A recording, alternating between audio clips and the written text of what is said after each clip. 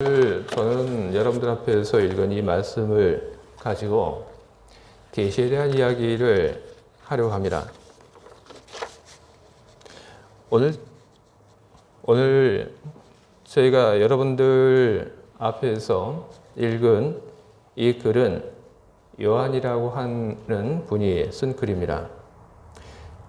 그분이 자기 소개를 하는데 오늘 마이크가 좀 왔다 갔다 하는데 여러분 잘 좀 이해를 좀 부탁을 드립니다. 오늘 이 요한이라고 하는 분이 그 자기 소개를 하는데 뭐라고 자기 소개를 하냐 하면 나는 여러분과 같은 그리스도인입니다. 이렇게 자기 소개를 합니다. 그리고 자기에게 있었던 그 일에 대해서 이야기를 이렇게 합니다. 나는 하나님의 말씀과 예수를 증거하는 일 때문에 반모라고 하는 섬에 유배되어 있었습니다. 그곳에서 나는 예수님이 겪었던 환난을 생각하며 내가 당하는 일이 그의 환난에 동참하는 것으로 생각을 했었습니다. 이런 생각으로 유배 생활을 잘 하고 있었던 중에 나에게 이런 일들이 일어났습니다. 그렇게 이야기하며 이 요한이라고 하는 분이 당신이 겪었던 일들을 이야기를 합니다. 이분이 유배 생활을 하고 있는 중에 어떤 일을 겪었냐? 성령의 체험을 합니다. 우리가 가지고 있는 성경을 보게 되면 성령이 감동이 되었다고 그렇게 기록을 합니다. 그런데 여기에 해당하는 그 구절을 헬라어로 보게 되면 성령이 그를 감싸버렸다. 그렇게 기록이 되고 있습니다. 성령이 요한을 감싸서 그래서 요한이 지금 꿈인지 현실인지 모르는 그런 황홀한 상태에 빠져들게 됩니다. 그런 속에서 누군가 요한의 뒤에서 나팔 소리와 같은 큰 소리로 그에게 말하는 것을 요한이 듣게 됩니다. 요한이 듣게 된 소리는 이런 이야기였습니다. 내가 보는 것을 두루마리에 써서 에베소, 서머나, 버가모, 두아디라, 사데, 빌라델비아 그리고 라오디게아 등 7 교회에 보내도록 해라. 요한은 당연히 자기 뒤에서 나는 그 소리에 이끌려서 뒤를 돌아보게 됩니다. 뒤를 돌아다 보니까 7 촛대가 보입니다. 그리고 7 촛대 사이에 한 사람이 그의 눈에 들어왔습니다.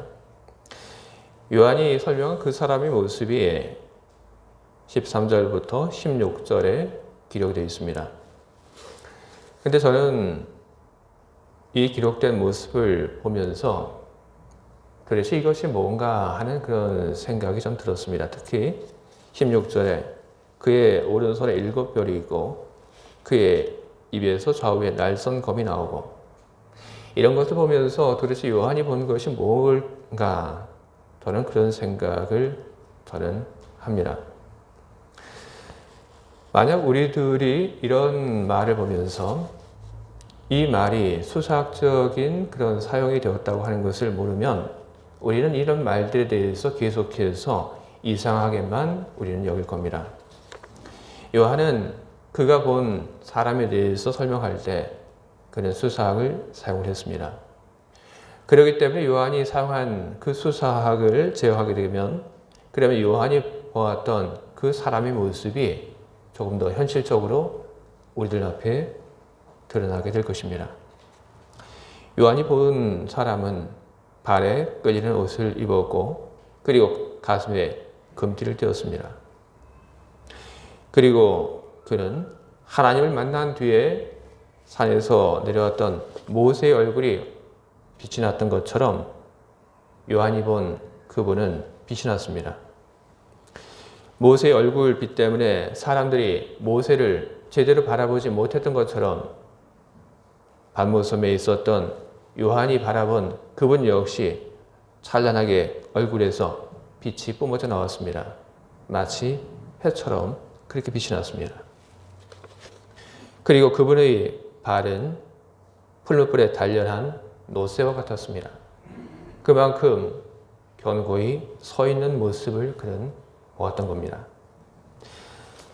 또 7 천사들이 있었는데 7 천사들이 그분 앞에서 꼼짝을 못하고 있었습니다. 그 모습이 마치 그분의 손에 사로잡혀 있는 것 같았습니다.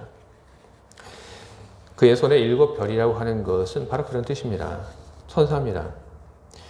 그분 손에 있었던 7 별이 천사라고 하는 것은 그 뒤에 나오는 말을 보면 알 수 있습니다. 천사들이 그냥 천사가 아니라 그 천사들이 각각 7 교회의 교회를 맡고 있는 그런 천사라고 요한이 본 그분이 요한에게 알려주었습니다. 1장 20절에 그런 얘기가 나옵니다. 요한은 그의 눈에 들어온 신비로운 그분의 모습 때문에 겁을 잔뜩 집어먹었습니다. 그래서 그의 몸이 자연스럽게 수그려지고 그리고 요한이 본 그분 앞에 그는 엎드려지게 되었습니다. 마치 죽은 자처럼 꼼짝도 하지 못했고 요한은 두려움에 떨었습니다. 그분이 오셔서 요한에게 손을 얹습니다. 그리고 말씀하십니다. 두려워하지 말라. 나는 처음이요 마지막이니 곧 살아있는 자라. 내가 전에 죽었었노라. 볼지어다. 이제 세세토록 살아있어 사망과 음부의 열쇠를 가졌도다. 요한의 어루만지고 요한에게 이 말을 건넨 그분의 음성은 큰 물소리와 같았습니다. 크기만 큰 것이 아니라 그분의 목소리에는 힘이 담겨져 있었습니다.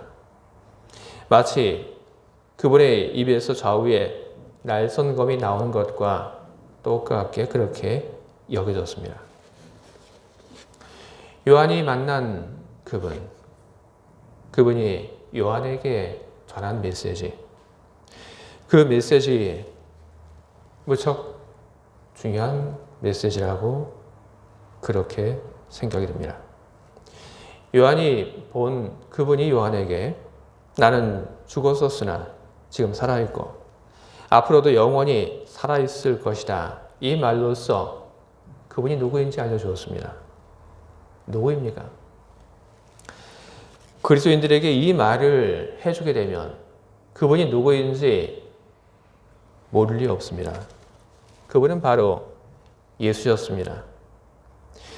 그리고 그분은 요한에게 또 자기소개를 하면서 이런 이야기를 하셨습니다. 나는 처음이요 마지막이라.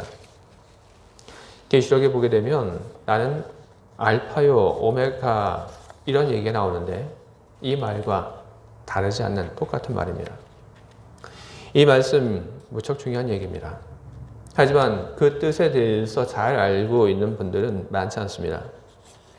나는 처음이요 마지막이다라고 하는 이 말은 나는 처음이자 마지막인 메시아라는 그런 뜻입니다. 나 이외에 다른 메시아는 없다.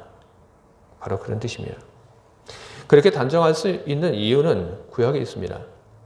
이사야서 44장 6절 그리고 48장 12절 그 말씀들을 보면 이런 말씀이 기록되어 있습니다. 이사야 44장 6절입니다. 이스라엘이 왕인 여호와 이스라엘이 구원자인 만군의 여호와가 이같이 말하노라. 나는 처음이요 나는 마지막이라. 나 외에 다른 신은 없느니라. 이사야 48장 12절 말씀입니다. 야곱아 내가 부른 이스라엘아 내게 들으라.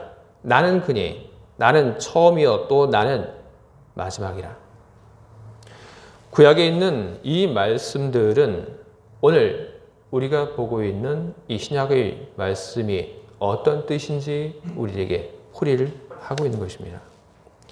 하나님께서 당신을 소개하고 당신을 계시한 것과 똑같은 방법으로 예수님께서는 요한에게 당신 자신을 드러내고 있는 것입니다. 나는 예수다. 그리고 나는 처음이자 마지막인 메시아다. 그 이야기를 예수님께서는 요한에게 전하고 있는 것입니다. 예수님께서 요한에게 당신 자신을 드러내고 당신의 이름을 알려주시고 당신이 누구신지를 소개한 거기에는 이유가 있습니다. 바로 구원을 위해서, 구원자라고 하는 것을 알리기 위해서 예수님께서는 그렇게 하신 것입니다. 예수님은 당신 자신을 가리켜서 유일한 구원자라고 그렇게 말씀하셨습니다. 처음이자 마지막인 메시아. 그분은 우리를 무엇으로부터 구원할 구원자입니까?